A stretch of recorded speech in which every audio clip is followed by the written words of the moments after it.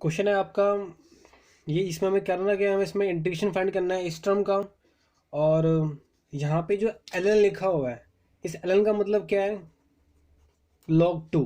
L N 6 मतलब log 6, तो L N यहाँ पे log को रिप्रेजेंट कर रहा है। ये क्वेश्चन आपका IIT 2011 में आ रखा है। तो देखते हैं इसे कैसे अटेम्प्ट करना है क्वेश्चन को। तो सबसे पहले हम क्या करेंगे, क्वेश्चन के अंदर हमारा जो पहला स्टेप होता है वहाँ पे हम एक्स स्क्वायर को टी पुट करेंगे। अच्छा, कारण क्या है कि हमने एक्स स्क्वायर को टी पुट किया, क्योंकि एक्स स्क्वायर आपका 3 जगह लिखा हुआ है और एक्स स्क्वायर का डेरिवेटिव डी एक्स के साथ लिखा हुआ है। देखते हैं कैसे। आपने एक्स स्क्वायर को टी माना, डेरिवेटिव करोगे तो क्या आएगा, 2x dx dt।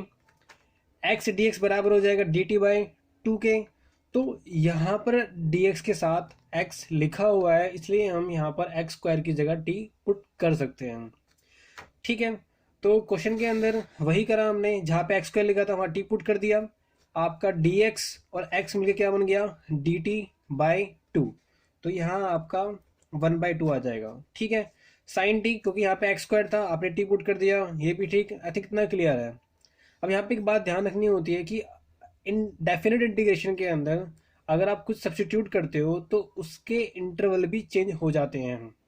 तो यहाँ पर अगर आपका x रूट ln 3 होगा, अगर आपका x होगा रूट ln 3, तो t कितना आएगा, तो आपका t आएगा ln 3।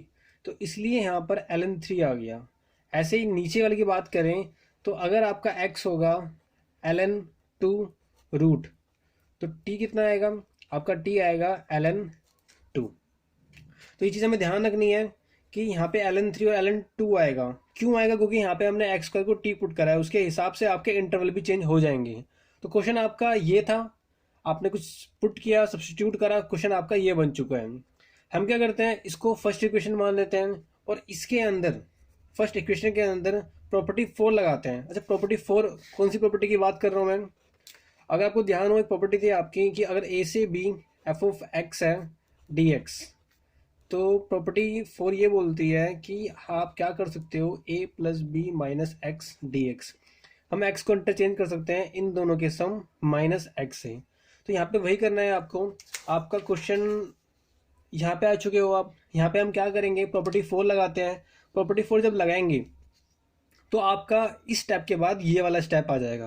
अच्छा, ये स्टेप कैसे आया, ठीक है देखते हैं। नोमिनेटर में क्या लिखा हुआ था, साइन टी लिखा हुआ था। जब आप प्रॉपर्टी 4 लगाओगे तो हमें क्या करना होता है, दोनों इंटरवल का सम, मतलब ln 3 plus ln 2 minus T.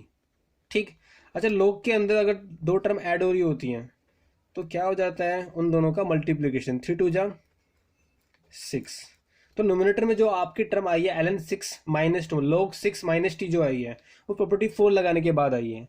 इसी तरीके से यहाँ भी टी लिखा हुआ था साइन टी, तो ये भी क्या हो जाएगा, साइन ln 6 माइनस टी, और ये क्या बन जाएगा आपका साइन टी। फर्स्ट और सेकंड को हम क्या कर देंगे, ऐड कर देंगे। ऐड करने पे हमने क्या ऑब्जर्व करा कि नोमिनेटर में जो लिखा हुआ है वही आपका डिनोमिनेटर में लिखा हुआ है, दोनों टर्म आपस में क्या हो जाएंगी, कैंसिल। तो यहाँ पे अब क्या बचेगा आपका अंदर, आपका अंदर खाली बचेगा 2i is equal to ln 3 divide by ln 2 dt। अच्छा, एक गलती हो गई, क्या गलती हो गई, आपका हाफ भी बाहर लिखा हुआ है, हाफ। ये हाफ पता नहीं कहाँ से आया, x dx dt बाई 2, तो dt हमने यहाँ पे लिखा और हाफ को हमने बाहर भेज दिया, हाफ और हाफ। ठीक, तो आपका यहाँ पर हाफ भी आएगा। अच्छा, अब इंटीग्रेशन काफ़ी सिंपल बन चुका है, हमें कुछ नहीं करना, बस हमें इंटीग्रेशन करना है। dt का इंटीग्रेशन क्या आएगा, आपका t आएगा। अब अगले स्टेप में इंटरवल को पुट करोगे आप, ln 3 ln 2 को पुट करना है हमें इसके अंदर। अच्छा, एक 1/2 पहले से है, एक 2 यहाँ लिखा हुआ है, 2 आपका नीचे जाएगा, तो ये क्या बन जाएगा, 1/4 1/4 और 1/4।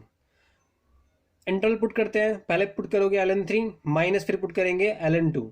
तो लोगरिथम की प्रॉपर्टी होती है, अगर दो टर्म आपस में माइनस हो रही हैं तो वो आपस में क्या हो जाती हैं, डिवाइड। तो जो आपका फाइनल आंसर होगा वो होगा 1/4 ln 3/2।